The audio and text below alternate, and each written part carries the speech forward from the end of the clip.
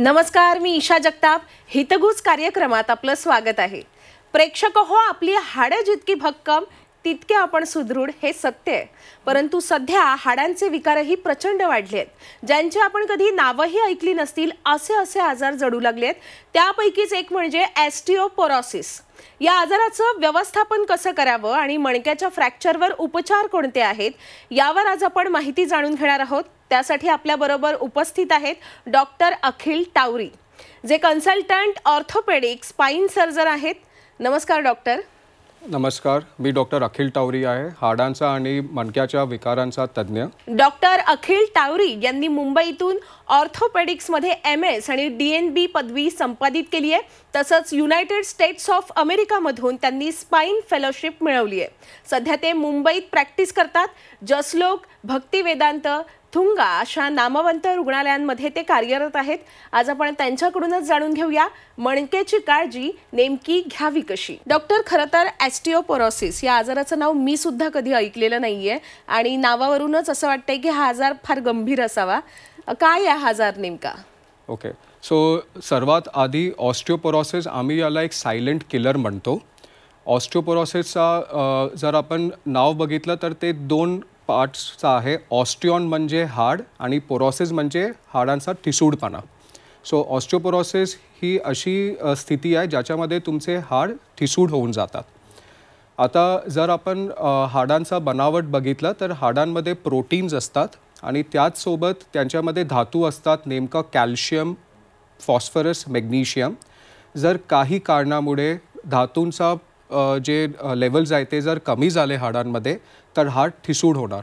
आणि जर हाड ठिसूळ झाले तर आपल्या रोजचे कामामध्ये म्हणजे बसताना, छिंकताना जर तुम्ही काय भारी वजन उचललं तर आपले हाड मोडले जाणार, हाड फ्रॅक्चर होऊन जाणार आणि त्याला मग आम्ही ऑस्टिओपोरोटिक फ्रॅक्चर्स म्हणतो. फ्रॅक्चर होण्यापूर्वी आपलं शरीर काही लक्षणं म्हणजे आपल्याला काही संकेत देतं का? काही लक्षणं जाणवतात का? येस, सो लक्षण आपल्याला समजतं, पण अनफॉर्च्युनेटली मेजॉरिटी पेशंट्स ज्यांना ऑस्टिओपोरोसिस फ्रॅक्चर होतो त्याच्यानंतरच त्यांना समजतं की त्यांना ऑस्टिओपोरोसिस झाला आहे. तरीसुद्धा जर तुम्हाला असं वाटतो आहे की तुमचं जे पॉस्चर आहे ते तुम्ही थोडंसं पुढे बेंड होत चालले आहे, जर तुम्हाला वाटते की माझ्या स्नायूमध्ये जास्त ताकद नाही आहे, मला लवकर थकवा येतो आणि तुमची कार्यशैली अशी आहे की निष्क्रिय आहे, म्हणजे जास्त काय ॲक्टिव्ह लाईफस्टाईल नाही आहे, तर तुम्हाला हे होण्याचे चान्सेस वाढलेले असतात. म्हणजे आपल्या मणक्यामध्ये दबाव आला, आपल्या स्नायूंमध्ये ताकद कमी झाली आहे असं आपल्याला वाटलं की आपण समजून जावं की हा आजार कदाचित असू शकतो. पण हे ऑस्टिओपोरोसिसमध्ये जे फ्रॅक्चर होतं ते फ्रॅक्चर म्हणजे नेमकं काय होतं? म्हणजे मणका तुटतो की तो वाकतो, काय होतं नेमकं? करेक्ट. सो ऑस्टिओपोरोसिस एकतर जे हाडांमध्ये होणार ते हाड इतकं ठिसूळ होऊन जातात की हाड मोडायला सुरू होतात. आता फ्रॅक्चर्स पण दोन प्रकारचे असतात. एक असतो की जर तुम्हाला जोरात धक्का लागला आणि हाड दोन पार्ट्समध्ये तुटलं तर त्याला आम्ही ट्रॉमॅटिक फ्रॅक्चर म्हणतो. ऑस्टिओपोरोसिसचा जो फ्रॅक्चर आहे ते असं असतो की छोटासा धक्का लागला तरीसुद्धा हाड दाबले जातात. ओके, म्हणजे जर आपल्या हाडाची उंची जितकी असेल, ऑस्टिओपोरोसिस फ्रॅक्चरनंतर ते 50, 20, 30% कमी होऊन जाते. सो त्याला आम्ही ऑस्टिओपोरोटिक कंप्रेशन फ्रॅक्चर्स म्हणतो. म्हणजे मणक्याची उंची कमी होते. मणक्यांची उंची कमी होते. त्याचसोबत जर ऑस्टिओपोरोटिक फ्रॅक्चर असेल तर तीव्रपणाने वेदना होतात. चालायला सुद्धा पेशंट्सला असं वाटतो की मी पुढे बेंड होत जात आहे. कधी वेदना इतकी जास्त असते की कुशी वडताना सुद्धा त्यांना ते आरामात करू शकत नाही. जर जास्त प्रमाणाने ऑस्टिओपोरोटिक फ्रॅक्चर झालं तर आपले जे मणके आहे ते आपला मेन नस, ज्याला आम्ही स्पायनल कॉर्ड म्हणतो, त्याला जाऊन दाबवणार आणि जर स्पायनल कॉर्ड दाबली गेली तर जे आपली पायाची आणि हाताची शक्ती आहे ती कमी होत जाणार. म्हणजे नेहमीच्या आपल्या हालचालींमध्ये प्रॉब्लेम यायला सुरुवात होते आणि त्याचबरोबर आपलं हे पोश्चर जे असतं ते बिघडायला देखील सुरुवात होते. हे ऑस्टिओपोरोसिस होण्याचा धोका नेमका कोणत्या व्यक्तींना जास्त असतो? Very good. सो हे एकदम महत्त्वाचा प्रश्न आहे. सो महिलांमध्ये जर 50 वर्ष झाले किंवा महिलांची जी पाडी येते जर ते बंद झाली तर त्यांना ऑस्टिओपोरोसिसचा होण्याची शक्यता वाढलेली असते. त्याचं कारण हे आहे की नॉर्मली जेव्हा मेन्सेस येतात तेव्हा आपल्या महिलांच्या शरीरामध्ये एक हॉर्मोन असतो ज्याला इस्ट्रोजन म्हणतो. मेनोपॉज नंतर इस्ट्रोजन आपल्या शरीरामध्ये कमी होत जातो आणि हाडांचा ठिसूळपणा वाढतो. म्हणून ऑस्टिओपोरोसिसचा प्रमाण मेनोपॉझल फिमेल्समध्ये खूप जास्त असतो. तसंच मेल्समध्ये पण अँड्रोपॉज असतो, म्हणजे टेस्टोस्टेरॉनचा जी मात्रा आहे ते ब्लडमध्ये कमी होत जाते 60 वयाच्या नंतर आणि त्यांना पण हाड ठिसूळपणाचा प्रॉब्लेम येऊ शकतो. म्हणजे महिलांमध्ये मेनोपॉज नंतर आणि पुरुषांमध्ये अँड्रोपॉज नंतर ऑस्टिओपोरोसिसचा धोका सर्वाधिक असतो असं आपण सांगितलं. पण डॉक्टर, हा धोका टाळण्यासाठी सुद्धा काही काळजी म्हणजे काही उपाय असतील? म्हणजे जर मला वयाच्या एक साधारण 50 नंतर हा आजार होणार आहे, तर आज मी तरुणपणात त्यासाठी काय काळजी घेऊ शकते की मला ऑस्टिओपोरोसिस पुढे जाऊन होऊ नये यासाठी? करेक्ट. सो आपण या प्रश्नाला 2 प्रकारे आन्सर देणार. नंबर 1 की प्रिव्हेन्शन. करेक्ट. सो आपण हे कसं अवॉइड करू शकतो. सो जर तुमची जीवनशैली निष्क्रिय आहे, सिडेंटरी लाईफस्टाईल जे आम्ही म्हणतो, तुम्ही एका जागी बसलेले असतात, लॅपटॉप, आयफोन, आयपॅड आणि काय ॲक्टिव्हिटी करत नाही, म्हणजे बैठक काम ज्यांचं असतं, ज्यांचं बैठक काम जास्त असेल, सूर्याचा एक्सपोजर जर होत नसेल, म्हणजे विटॅमिन डीचा काय एक्सपोजर नाही, तुमचं जे आहार आहे जर ते पौष्टिक नसेल, त्याच्यामध्ये कॅल्शियम, विटॅमिन डी, फॉस्फरस आणि मिनरल्स ते व्यवस्थित होत नसेल, प्रोटीन इनटेक ते पण महत्त्वाचं असतं. तर एस्पेशली जर तुम्ही व्हेजिटेरियन असेल आणि जास्त प्रोटीन जर घेत नाही तर तुमचे हाड ठिसूळ होण्याचे चान्सेस आहे. तसंच जर तुम्हाला व्यसन असेल, सो धूम्रपान, मद्यपान किंवा तंबाखू, मिश्री जर तुम्ही याचा जास्त प्रमाणे सेवन करणार तर जे रक्तवाहिनी आहे जे आपल्या हाडांमध्ये जाते ते रक्तवाहिनी पातळ होत जातात आणि जर ते पातळ झाले तर जे खुराक पाहिजे आपल्याला हाडांना ते त्यांना भेटणार नाही, तर हाड ठिसूळ होऊन जाणार. तसंच जर तुम्ही रोज एक्सरसाइज नाही केलं तर सो एक्सरसाइज म्हणजे जे वजन उचलणारे एक्सरसाइज आणि जर आपलं जे आम्ही स्ट्रेंथ ट्रेनिंग एक्सरसाइजेस म्हणतो त्याचप्रमाणे जे आपले स्नायू मजबूत करणारे एक्सरसाइजेस असतात, स्ट्रेचिंग एक्सरसाइजेस, ते रोज सगळ्यांनी केलं पाहिजे. त्याच्याने आपल्या मसल्स आणि बोन्स, स्नायू आणि हाड त्यांना व्यवस्थित खुराक भेटणार आणि ऑस्टिओपोरोसिस न होण्याचे जी शक्यता आहे ते वाढणार. नाऊ सेकंड इज जर ऑस्टिओपोरोसिस मला आहे की नाही हे आपण कसं फाईंड केलं पाहिजे, कारण आपल्याला हे माहीत आहे की ऑस्टिओपोरोसिस एक सायलेंट किलर आहे. तो अर्ली डिटेक्शन ते करणं खूप आवश्यक आहे. अर्ली डिटेक्शनसाठी आम्ही रक्तामध्ये कॅल्शियम, विटॅमिन डी याचे लेवल्स मापतो. तसंच आम्ही एक स्पेशल टेस्ट सांगतो, त्याला आम्ही डेक्झा स्कॅन म्हणतो, बोन मिनरल डेन्सिटी. याच्यामध्ये आपल्याला हाडांचा किती हाडांमध्ये काय क्वालिटीचा आपला हाड आहे, त्याच्यामध्ये ऑस्टिओपोरोसिसची मात्रा आहे की नाही ते आपल्याला समजतं. आणि डेक्झा स्कॅनमध्ये आपल्याला ऑस्टिओपोरोसिसची तीव्रता पण समजते. एकदा ते समजलं तर आपण त्याच्यावर प्रॉपर ट्रीटमेंट किंवा उपचार करू शकतो. आपण ऑस्टिओपोरोसिस होऊ नये यासाठी काळजी कशी घ्यावी हे सांगितलं. खरं तर उपचारापेक्षा प्रतिबंध कधीही चांगला. पण जर ऑस्टिओपोरोसिस हा आजार झालाच तर मग उपचार पद्धती कोणकोणत्या आहेत? ओके. सो ऑस्टिओपोरोसिस जर झालं तर पहिल्यांदा आम्ही रक्ताचा तपास करतो आणि त्याच्यामध्ये कॅल्शियम, विटॅमिन डी आणि फॉस्फरस त्याचे काय लेवल्स आहे ते बघतो. त्याचसोबत डेक्झा स्कॅन करतो आणि ऑस्टिओपोरोसिसची तीव्रता काय आहे ते बघतो. सपोज आपलं ऑस्टिओपोरोसिसची तीव्रता जास्त झाली आहे तर आम्ही टॅबलेट्स सुरू करतो, त्यांना बिसफॉस्फोनेट्स म्हणतो. जर त्याच्याही पेक्षा जास्त असेल तर कधीकधी आम्हाला इंजेक्शन्स द्यावे लागतात, ज्याला आम्ही इंजेक्शन PTH म्हणतो, जे दररोज घ्यावा लागतो 6 महिन्यासाठी ॲटलिस्ट किंवा कधीकधी 2 वर्षासाठी. आणि त्याचसोबत अजून एक इंजेक्शन असतो ज्याला डेन्युझोमॅब इंजेक्शन म्हणतो आम्ही, ते 6 महिन्यांनी एकदा घ्यावा लागतो ॲटलिस्ट 3 वर्षासाठी. कुठला उपचार तुमच्यासाठी योग्य आहे ते आम्हाला तीव्रताप्रमाणे बघावा लागतो. सगळ्यांना सगळं काही देऊ शकत नाही. सो हे एकदम इंडिव्हिज्युअलाइज्ड ट्रीटमेंट प्रोटोकॉल असतो. अगदीच. आपण मगाशी सांगितलं डॉक्टर की प्रिव्हेन्शनमध्ये सांगितलं की आपला आहार हा सकस असायला हवा. याबाबतच सविस्तरपणे आपल्याकडून जाणून घ्यायचं आहे की काय खावं आणि काय खाऊ नये, हा आजार झाल्यानंतर सुद्धा आणि होऊ नये यासाठी सुद्धा. करेक्ट. सो हा पण एकदम महत्त्वाचा प्रश्न आहे. सो डाएटमध्ये कॅल्शियमचा जे आपलं पोर्शन आहे ते वाढलेलं असलं पाहिजे. कॅल्शियम म्हणजे आपल्याला दूध, दही, तूप, पनीर याच्यामध्ये भेटतो. तसंच प्रोटीनचा इंटेक, प्रोटीन आपल्याला मच्छी, चिकन, जर व्हेजिटेरियन असेल तर आपले जे कडधान्य आहे त्याच्यामध्ये आपल्याला ते भेटतो. सो प्रोटीन्स आणि कॅल्शियम इंटेक. दुसरं की विटॅमिन डीसाठी पण प्रत्येकांना विटॅमिन डीचा डेफिशियन्सी आता आपल्याला दिसते, कारण आपल्याला सूर्याचा एक्सपोजर होत नाही. सो जर पॉसिबल असेल तर जे अर्ली मॉर्निंग सनलाईट आहे म्हणजे 8 ते 10च्या मध्ये, त्याच्यामध्ये आपल्याला सूर्याचा एक्सपोजर घ्यायचा. नाहीतर विटॅमिन डी सप्लिमेंट्स येतात जे आपण आठवड्याने एकदा घेऊ शकतो.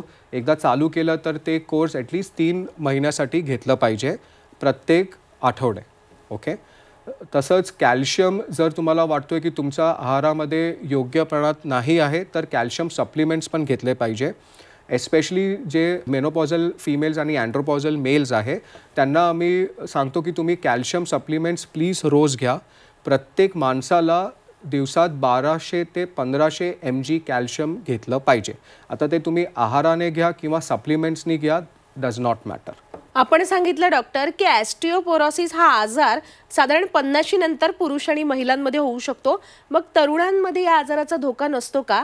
आणि त्याचबरोबर आपण असंही सांगितलं की ज्यांचं बैठं काम असतं, ज्यांच्या शरीराची दैनंदिन हालचालच होत नाही, त्यांच्यातही हा आजार होण्याचा धोका सर्वाधिक असतो. मग जे कॉलेजला जाणारे तरुण तरुणी असतात, विद्यार्थी असतात, त्यांच्यात या आजाराचा धोका नसतो का? ओके. सो असं जे चान्सेस आहेत तरुणांमध्ये होण्याचे ते खूप कमी आहे, पण असं नाही सांगू शकत आम्ही की ते 0 आहे. करेक्ट. आपली जी दिनचर्या आहे ते ॲक्टिव्ह राहिली पाहिजे.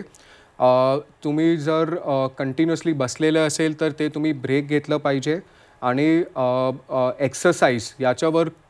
एक्सरसाइज आणि जे पोषण आहार आहे त्याच्यावर जास्त जोर दिला पाहिजे. अगदीच. खरं तर निरोगी आयुष्य जगायचं असेल तर सर्वांनी साधारण वर्षभरातून एकदा किंवा 6 महिन्यांमधून एकदा नियमित तपासणी करून घेणं अत्यंत आवश्यक असतं. ऑस्टिओपोरोसिससाठी प्रामुख्याने कोणत्या चाचण्या करणं आवश्यक असतं? करेक्ट. सो कॅल्शियमचा टेस्ट, विटॅमिन डीचा टेस्ट, B12चा टेस्ट, फॉस्फरसचा टेस्ट आणि त्याचसोबत हे एकदम बेसिक टेस्ट जे मी सांगतो जे आपल्या नॉर्मल हेल्थ पॅनल्समध्ये इन्क्लुडेड असतात. आणि डेक्झा स्कॅन जे बोन मिनरल डेन्सिटीचा टेस्ट आहे ते रेग्युलरली केलं पाहिजे. अच्छा, म्हणजे प्रामुख्याने कॅल्शियम तपासलं पाहिजे, विटॅमिन डीची कमतरता आहे की नाही हे तपासायला पाहिजे आणि आपल्या दैनंदिन जीवनशैलीत काही चांगल्या सवयी लावून घ्यायला पाहिजे. करेक्ट. आता सर्वात महत्त्वाचा प्रश्न डॉक्टर, हा आजार पूर्णपणे बरा होऊ शकतो का? सो ऑस्टिओपोरोसिसमुळे जे हाड मोडले गेले आहे त्यांना आम्ही रिव्हर्स करू शकत नाही. करेक्ट. तर जो दाबला आहे ते दाबलाच राहणार. जे ट्रीटमेंट असते ते त्याच्यावर आहे की ते अजून जास्त दाबलं नाही पाहिजे. आणि त्याचप्रमाणे जे आपले बाकीचे मणके आहे त्याच्यावर पण आपल्याला प्रोटेक्शन पाहिजे.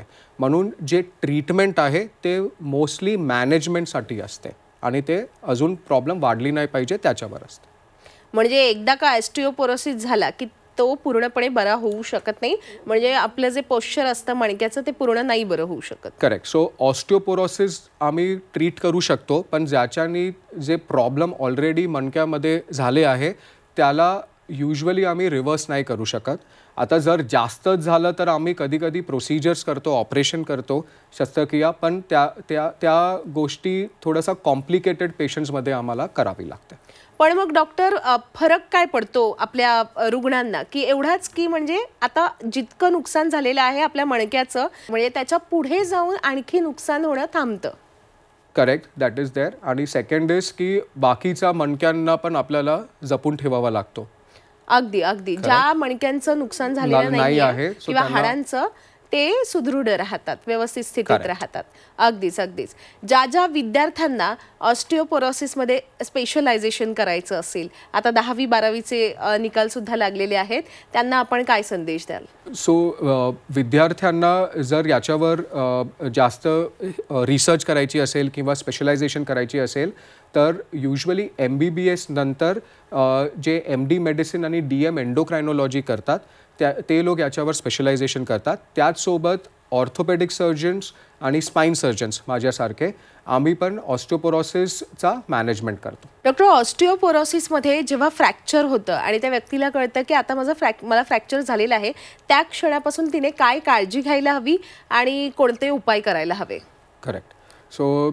आता खूप पेशंट्स आम्ही बघतात ज्यांना ऑस्टिओपोरोटिक वर्टिब्रल फ्रॅक्चर्स असतात, म्हणजे ऑस्टिओपोरोसिसमुळे जे आपले मणके आहे ते मोडले गेले आहे.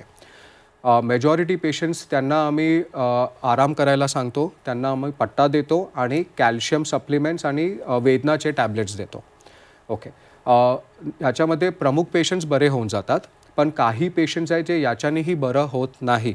सो त्यांना मग आम्हाला मिनिमली इन्व्हेजिव्ह क्रियाचा ऑप्शन द्यावा लागतो.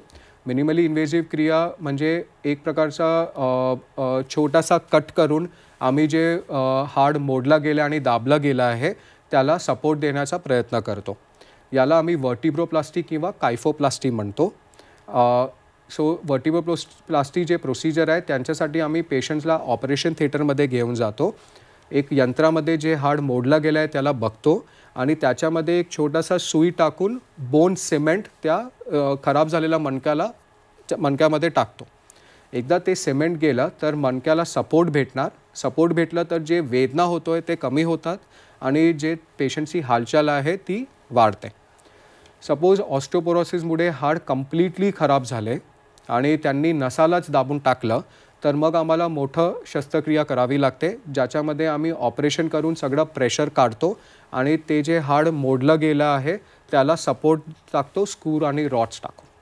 डॉक्टर, ऑस्टिओपोरोसिसवर आपण एखादी शस्त्रक्रिया केली असेल, आपल्या या वैद्यकीय करिअरमधली तुमच्या आठवणीतली एखादी शस्त्रक्रिया, अशा एखाद्या रुग्णाचं उदाहरण द्या. करेक्ट. आताच आम्ही एका पेशंटचं ऑपरेशन केलेलं. पेशंटला ऑस्टिओपोरोसिस होता, त्याला माहीत नव्हता आणि हळूहळू तो पुढे बेंड होत राहिला आणि मोस्ट ऑफ द टाइम्स आपल्याला एकदा एक मणका किंवा 2 मणका खराब असतात ऑस्टिओपोरोसिसमध्ये. त्याच्यामध्ये 6 मणके खराब झालेले. त्याला खूप जास्त प्रमाणाने ऑस्टिओपोरोसिस होता आणि ते मणके इतके खराब झाले की 2 ठिकाणी जी मेन नस आहे ती दाबली गेली. तर मग आम्हाला मोठं ऑपरेशन करावं लागलं. ऑपरेशनमध्ये ते प्रेशर काढलं. आम्हाला अराउंड 12 स्क्रू आणि 2 रॉड टाकावे लागले आणि जे खराब होतं त्याच्यामध्ये आम्हाला सिमेंटसुद्धा टाकावे लागलं. एकदा आम्ही ते केलं, मग हळूहळू त्याचा पेशंटचा पेन कमी होत झाला आणि मग फिजिओथेरपीच्या माध्यमाने पुन्हा तो चालायला सुरू केला. अच्छा, हे खरं तर ऐकायलाच फार गंभीर वाटतंय की ते स्क्रू टाकले आणि मग सिमेंट भरलं. त्यामुळे हा आजार होऊच नये यासाठी प्रत्येकाने काळजी घ्यायला हवी. मला वाटतं आपला हा कार्यक्रम पाहिल्यानंतर, आपण जी माहिती दिलेली आहे त्यानंतर अनेक जणांमध्ये म्हणजे या आजाराविषयी त्यांना माहिती मिळालेली असेल आणि आता ते काळजी घ्यायला सुरुवात करतील. ज्यांचं अगोदरच पोश्चर बिघडलं असेल त्यांनी खरोखर डॉक्टरांकडे जाऊन तपासणी करून घ्यायला काही हरकत नाहीये. आपल्याला जेव्हा पण डाऊट असतो, it is a good idea की तुम्ही तुमच्या डॉक्टरांकडे जा आणि त्याची चाचणी करून टाका. अगदीच, डॉक्टरांकडे जाऊन त्यांच्या सल्ल्याने औषधोपचार करणं कधीही चांगलं. आता आपण आलेलो आहोत कार्यक्रमाच्या शेवटाकडे. डॉक्टर, आपण वेळात वेळ काढून या ठिकाणी उपस्थित राहिलात आणि मला एवढं मोलाचं मार्गदर्शन केलं त्याबद्दल मी आपले आभार व्यक्त करते. प्रेक्षक हो, आता वेळ झालेली आहे इथेच थांबण्याची. ताज्या घडामोडींसाठी पाहत रहा झी 24 तास.